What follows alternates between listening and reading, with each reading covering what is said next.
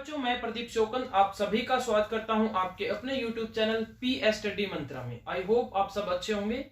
सबसे पहले सभी बच्चों को दीपावली की हार्दिक शुभकामनाएं। प्यारे बच्चों, जैसा कि आपको पता है, हम अपने इतिहास विषय के पहले अध्याय जिसका नाम था भारत का सामाजिक और सांस्कृतिक पुनर्जागरण के बारे में बात कर रहे थे, जिसमें हमने सबसे पहले राजा राम मोहन राय और उनके ब्रह्म समाज के बारे में बात की। उसके बाद हमने प्रार्थना समाज और आत्माराम पांडुरंग के बारे में बात की और अंत में हमने बात की थी स्वामी दयानंद सरस्वती और आर्य समाज के बारे में। आज हम एक महान पुरुष के बारे में बात करेंगे जिसका नाम है स्वामी विवेकानंद। जी हाँ, स्वामी विवेकानंद। स्वामी विवेकानंद के बारे में आज हम बात करेंगे। तो चलिए शुरू करते हैं आज की हमारी क्लास। आज का हमारा टॉपिक है स्वामी विवेकानंद और रामकृष्ण मिशन। तो सबसे पहले थोड़ा सा हम स्वामी विवेकानंद के बारे में जान लेते हैं। स्वामी विवेकानंद थे, उनका जन्म 12 जनवरी 1863 में हुआ। जो स्वामी विवेकानंद थे उनका जन्म 1863 ईस्वी में कलकत्ता में हुआ। इनके बचपन का जो नाम था वो था नरेंद्र दत्त। लिख लीजिए, इनके बचपन का नाम था नरेंद्र दत्त। इनका जन्म हुआ था 12 जनवरी 1863 में। इनके पिता का नाम था विश्वनाथ दत्त। इनके पिता का नाम था विश्वनाथ दत्त, जो पेशे से एक वकील थे, जो कलकत्ता के उच्च न्यायालय में वकालत करते थे। जो इनके दादा थे उनका नाम था दुर्गाचरण। दुर्गाचरण जो इनके दादा थे वो फारसी और संस्कृत भाषा के विद्वान थे और उन्होंने 25 वर्ष की आयु में ही गृह त्याग कर दिया था और संन्यास ले लिया था। इनकी माता थी जिसका नाम था भुवनेश्वरी, एक धार्मिक विचारधारा वाली औरत, एक गृहिणी थी, जिनका स्वामी विवेकानंद के जीवन पर काफी प्रभाव पड़ा और बचपन से ही स्वामी विवेकानंद की आस्था परमात्मा के अंदर, उसकी भक्ति के अंदर काफी देखने को मिली और इसी भक्ति को उन्होंने आगे बढ़ाया और एक महान व्यक्तित्व के रूप में आगे बढ़े। जहां तक इनके परिवार का मामला है तो इनके परिवार में जैसे इनके पिता वकील थे और इनकी माता जो धार्मिक विचारों की थी, तो इन सभी का इफेक्ट स्वामी विवेकानंद पर पड़ा और इनका जो मृत्यु है, उनकी मृत्यु हुई 4 जुलाई 1902 ईस्वी। 4 जुलाई 1902 में स्वामी विवेकानंद का देहांत हुआ। जो स्वामी विवेकानंद थे उनके गुरु का नाम था रामकृष्ण हंस, ठीक है ना, रामकृष्ण परमहंस। तो जो रामकृष्ण परमहंस इनके गुरु थे, इन्हीं से प्रभावित होकर इन्हीं की शिक्षाओं को आगे बढ़ाने के लिए, पूरे देश में इनकी शिक्षाओं का प्रचार करने के लिए इन्होंने रामकृष्ण परमहंस की स्थापना की। चलिए शुरू करते हैं। एक बार बुक से पढ़ते हैं हम, उसके बाद बात करेंगे बाकी। स्वामी विवेकानंद ने 1 मई 1897 ईस्वी को रामकृष्ण मिशन की स्थापना की। अंडरलाइन कर लीजिए, 1 मई 1897 में रामकृष्ण मिशन की स्थापना स्वामी विवेकानंद ने की। रामकृष्ण परमहंस की शिक्षाओं और उनके उपदेशों को जन साधारण तक पहुंचाने के लिए की। इसका उद्देश्य क्या था? अपने गुरु रामकृष्ण परमहंस की शिक्षाओं को लोगों तक पहुंचाने के लिए। सर्वप्रथम स्वामी विवेकानंद ने बारानगर में मठ की स्थापना की और उसके बाद वेलूर कलकत्ता में मिशन की स्थापना की। तो रामकृष्ण मिशन की स्थापना कहां पर की? वेलूर कलकत्ता के अंदर स्वामी विवेकानंद द्वारा 1 मई 1897 में। रामकृष्ण परमहंस द्वारा मानव हित में जिन तत्वों की व्याख्या की गई, उनका प्रचार करना ही इस मिशन का उद्देश्य था। तो रामकृष्ण परमहंस का अगर आपसे उद्देश्य पूछे तो इसका उद्देश्य था अपने गुरु रामकृष्ण परमहंस की शिक्षाओं को, उनके विचारों को लोगों तक पहुंचाना।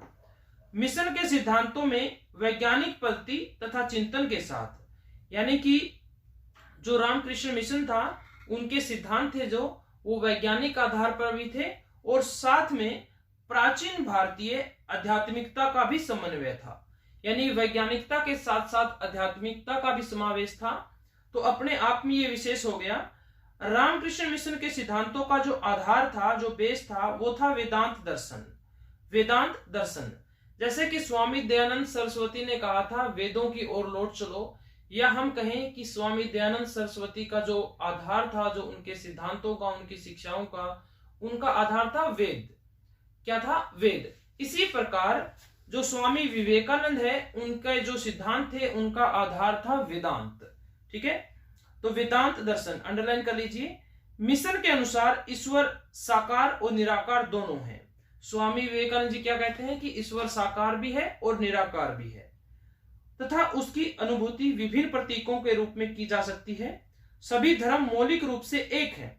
इस मिशन ने न केवल भारतीयों की दशा सुधारने की दिशा में प्रयास किया, अपितु भारत के वेदांत का संदेश भी पाश्चात्य देशों तक प्रसारित किया। तो यहां तक हमने बात की कि किस प्रकार स्वामी विवेकानंद ने रामकृष्ण मिशन की स्थापना की और उसका उद्देश्य क्या था और कहां पर इस मिशन की स्थापना की। उसके बाद हम बात करते हैं जो स्वामी विवेकानंद के जीवन की एक महत्वपूर्ण घटना है और हमारे देश के लिए भी एक बड़े सम्मान की बात है, वो है शिकागो धर्म सम्मेलन। जी हाँ, 1893 के अंदर शिकागो यानी अमेरिका के शिकागो में एक विश्व धर्म सम्मेलन हुआ। विश्व धर्म एक कहें तो महासम्मेलन हुआ, जिसमें भारत का प्रतिनिधित्व किया स्वामी विवेकानंद ने। और वहां पर इन्होंने इतनी बढ़िया स्पीच दी, इतना बढ़िया भाषण दिया कि वहां पर बैठे सभी लोग उनसे अत्यधिक प्रभावित हो गए। उस भाषण में इतने अच्छे शब्दों का प्रयोग किया विवेकानंद ने कि सभी के सभी इनसे इतने ज्यादा प्रभावित हुए कि वो जो भारतीय संस्कृति को तुच्छ समझते थे वो भी भारतीय संस्कृति का सम्मान करने लगे। तो सबसे पहले इस सम्मेलन के बारे में जो बातें स्वामी विवेकानंद ने बोली उनके बारे में चर्चा करेंगे। तो सबसे पहले शिकागो धर्म सम्मेलन, शिकागो धर्म संसद। स्वामी विवेकानंद 1893 ईस्वी अंडरलाइन में शिकागो अमेरिका गए, जहां उन्होंने धर्म संसद में 11 सितंबर 1893 में और इसी के 4 साल बाद यानी 1897 में इन्होंने रामकृष्ण परमहंस जो रामकृष्ण मिशन की स्थापना की थी। तो ऐसे जोड़कर डेट को याद करने का प्रयास कीजिए। को भाषण दिया, यह वह भाषण था जिसने पूरी दुनिया के सामने भारत की एक मजबूत छवि के साथ पेश किया। उसके बाद जो आइए उनके भाषण की खास बातें जाने कि ऐसा क्या था उनके भाषण में जिससे सभी लोग वहां जो बैठे थे उनसे प्रभावित हुए। तो सबसे पहले जो इन्होंने भाषण की शुरुआत की अमेरिकी भाइयों और बहनों के साथ की, यानी कि जैसे वहां पर जो अन्य लोग आए थे, जैसे वो बोलते थे कि लेडीज एंड जेंटलमैन, इस तरह से अपना भाषण की शुरुआत करते थे। लेकिन स्वामी विवेकानंद ने हिंदी में भाषण दिया और क्या कहा, अमेरिकी भाइयों और बहनों के साथ की। ठीक है, उन्होंने सबसे पुरानी परंपरा, सभी धर्मों की जननी, सभी जातियों संप्रदायों के लाखों करोड़ों हिंदुओं की ओर से अपना स्नेहपूर्ण स्वागत करने के लिए उनका आभार व्यक्त किया। यानी कि एक ही लाइन में उन्होंने पूरे देश को रिप्रेजेंट कर दिया। उन वक्ताओं को भी धन्यवाद किया जिन्होंने स्पष्ट कहा कि दुनिया में सहिष्णुता का विचार पूर्व के देशों से फैला है, यानी भारत की तरफ से। तीसरी बात, मैं उस धर्म से हूं। स्वामी विवेकानंद जी ने क्या कहा कि मैं किस धर्म से हूं? मैं उस धर्म से हूं जिसने विश्व को सहिष्णुता और सार्वभौमिक स्वीकृति का पाठ पढ़ाया। और हम सिर्फ सार्वभौमिक सहिष्णुता पर ही विश्वास नहीं करते, अपितु हम सभी धर्मों को सत्य के रूप में स्वीकार करते हैं। उसके बाद उन्होंने कहा, मैं उस देश से हूं जिसने सभी धर्मों और सभी देशों के सताए गए लोगों को अपने यहां शरण दी है। उसके बाद, मैं ऐसे धर्म से हूं जिसने यहूदी और पारसी धर्म के लोगों को शरण दी और लगातार अब भी उनकी मदद कर रहा हूं। तो इतनी प्यारी प्यारी बातें, इतनी गहरी गहरी बातें उन्होंने बड़े जोश के साथ सभी के सामने शिकागो सम्मेलन में रखी, जिससे वहां बैठे सभी लोग प्रभावित हुए। उन्होंने कहा कि जिस प्रकार अलग अलग जगहों से निकली नदियां अलग अलग रास्तों से होकर अंत में समुद्र में मिल जाती हैं, ठीक उसी तरह मनुष्य अपनी इच्छा से अलग रास्ते चुनते हैं। मनुष्य अपनी इच्छा से अलग रास्ते चुनते हैं। ये रास्ते देखने में भले ही अलग अलग लगते हों, किंतु ये सब ईश्वर तक ही जाते हैं। इस प्रकार स्वामी विवेकानंद ने भारतीय सभ्यता, संस्कृति, दर्शन का संपूर्ण विश्व में प्रचार और प्रसार किया। इसी भाषण की वजह से पूरे भारतीय संस्कृति का सम्मान बढ़ा, भारतीय सभ्यता का सम्मान बढ़ा, भारत देश का सम्मान बढ़ा। और इसी वजह से स्वामी विवेकानंद को एक महान व्यक्तित्व वाला महापुरुष जानते हैं, हम मानते हैं। उसके बाद सभी धर्मों में एकता, तो इन्होंने क्या क्या बातें कही उसके बारे में बात करते हैं। तो सबसे पहले हमने बात की थी शिकागो धर्म संसद की। दूसरे नंबर पर हम बात करेंगे सभी धर्मों में एकता।